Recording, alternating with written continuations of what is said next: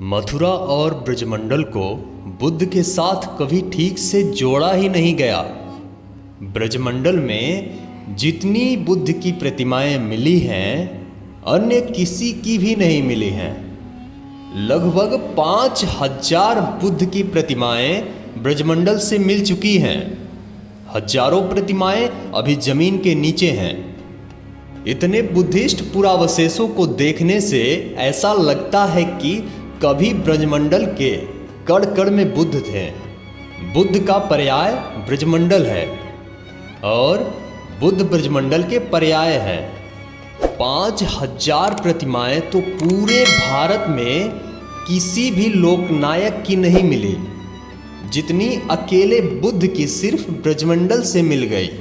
इससे भारत में बुद्ध की लोकप्रियता का अंदाज हम कर सकते हैं। लेकिन मथुरा वृंदावन के आसपास आज तक जहां भी खुदाई हुई है, वहीं से महान बौद्ध प्रतीक शाक्यमुनि, तथागत गौतम बुद्ध व वज्रयासन संप्रदाय के बौद्ध सम्राट कनिष्क की खंडित मूर्तियां व अवशेष मिल रहे हैं।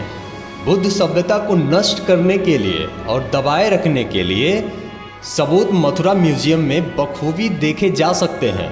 अयोध्या में खुदाई हुई थी, तब भी बुद्ध की मूर्तियां मिली थी। मथुरा व वृंदावन में खुदाई होती है तो भी बुद्ध की प्रतिमा पाई जाती है। इसका मतलब गौतम बुद्ध का इतिहास मिटाकर ही विदेशी आक्रमणकारियों ने झूठी कहानियां रचाई। इतिहास गवाह है कि ये धरती बुद्ध विचारधारा से प्रभावित है और सराबोर है। चलिए अब यहाँ देखिए, देवगढ़ उत्तर प्रदेश के ललितपुर जनपद में स्थित एक प्राचीन और ऐतिहासिक स्थल है, जो सुरम्य बेतवा नदी के तट पर बसा हुआ है। यह स्थल अपनी गहराइयों में समाये बौद्ध संस्कृति और कला के अद्भुत स्वरूपों के लिए प्रसिद्ध है। यहाँ की प्राचीन बौद्ध गुफाएं विशेष रूप से उल्लेखनीय है, जिनमें भगवान बुद्ध की अनेक भव्य प्रतिमाएं धम्मचक्र प्रवर्तन की मुद्रा में अंकित हैं। इन कलात्मक मूर्तियों में न केवल बुद्ध की सौम्य और शांत छवि उकेरी गई है, बल्कि उनके चारों ओर महाबोधि वृक्ष, सुंदर शिल्पित कलाकृतियां और अनुयायियों की उपस्थिति भी प्रदर्शित की गई है, जो उस युग की धार्मिक चेतना और शिल्प कौशल को सजीव करती है।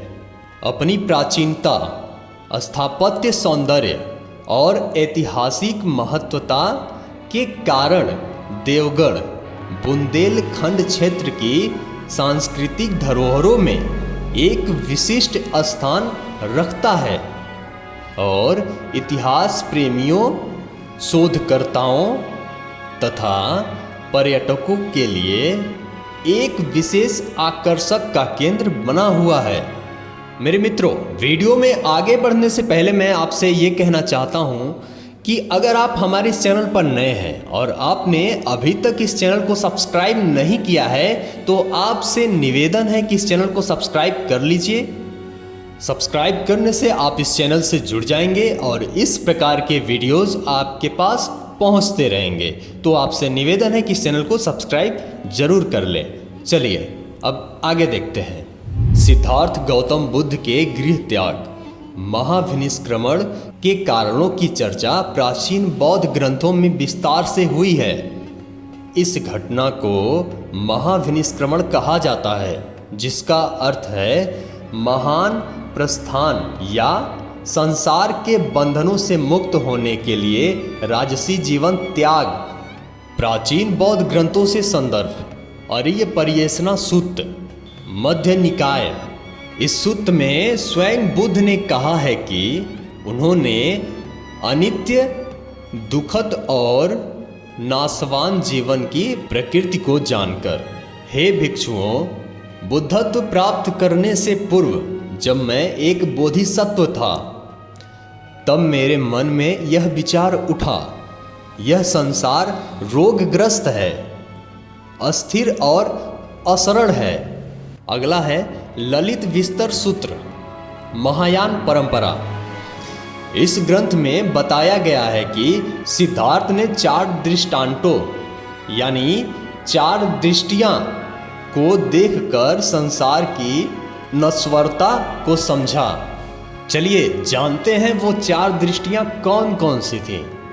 पहला है वृद्ध व्यक्ति, दूसरा है रोगी, और तीसरा है मृत व्यक्ति, और चौथा सन्यासी यानी श्रमण। सिद्धार्थ ने देखा कि सभी मनुष्य जन्म, रोग, वृद्धावस्था और मृत्यु के अधीन हैं, और उन्होंने समझा कि इन दुखों से मुक्त होने का मार्ग खोजना आवश्यक है। Buddha and his Dhamma, doctor Bhimrao Ambedkar. Doctor Ambedkar ji ने इस पुस्तक में बुद्ध के गृह त्याग के सामाजिक और नैतिक कारकों का विश्लेषण किया है। The man who was Siddharth Gautam. Doctor Ambedkar लिखते हैं, उन्होंने अनुभव किया कि जीवन दुख और कष्टों से भरा है और उन्हें न केवल अपने लिए बल्कि संपूर्ण मानवता के लिए इससे मुक्त का मार्ग खोजना है।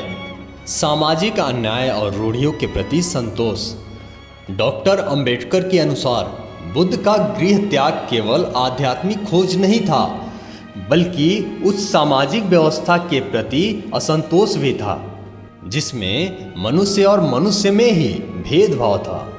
ये वीडियो आपको कैसा लगा कमेंट करके ज़रूर बताइएगा, और इस वीडियो को लाइक ज़रूर करिएगा।